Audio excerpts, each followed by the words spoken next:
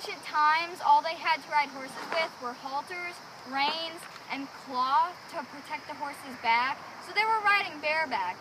Saddles had yet to be invented, but I'm going to use one because I don't want to fall off.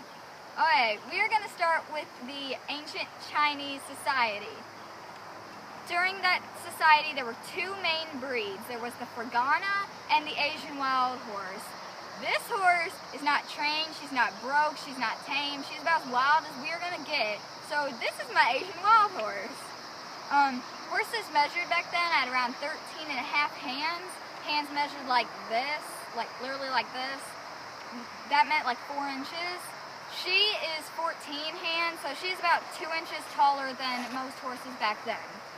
Okay, during the Shang dynasty, nobles and rulers were buried with their horses to take them with them to the afterlife. And their horses were so important to them that they had strict government laws as to how you were supposed to treat them. Like literally, if you didn't treat them kindly enough, you're gonna get in trouble. To have entertainment for the emperors, they had dressage horses, and the reason that was entertainment was dressage horses, when they trot, they look like they're dancing, they're really pretty, so that was their entertainment.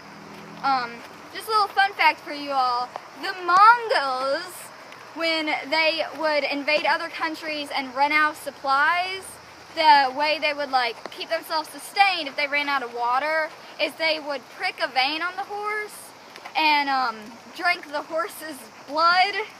That's really nasty and disgusting, but that's what they would do. Okay, on to the next society, ancient Egypt. Horses weren't introduced to ancient Egypt until around 1700 and 1550 BCE, and it seemed improper for royals to ride the horses because if they fell off, that would kind of make them look stupid. So they had chariots, and horses, they had 2 horses to pull the chariots, and horses were mainly only for the ruling class. Okay, last society, ancient Mesopotamia. At first, horses were only used for meat until they learned to ride, then harness them. But they seemed inferior to the donkey because they had donkeys for so long, and donkeys were like the animal of choice for Sumerian kings. But they were actually very vital for Assyrians when they were invading, and for military purposes.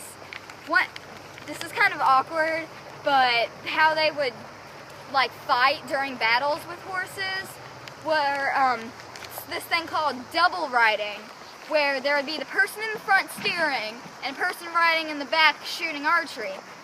Okay, well, they would do this thing, like say the steer fell off, then it was just the guy shooting the bow. Well, he couldn't stop shooting, then he'd get shot.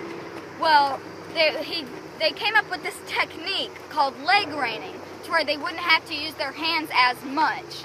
So here, I'll give you all a little, show you how to do that. Okay.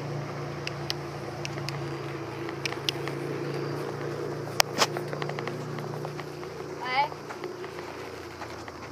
See, that horse listens to your legs instead of everything else that's going on the battlefield. During the Mesoamerican time period and like Indus River Valley, they really just didn't have horses. Don't know why, but during Mesoamerican time period, the landscape around there, since it didn't call for like wheels or anything, they didn't have a lot of big herding animals like horses, so they just, yeah, didn't have them. So that's how horses have affected society today and how they were used all the way back then. See, horses were very important and really awesome. What, ain't that right, baby? Say hi to the camera. Say hi. Woo, goodbye.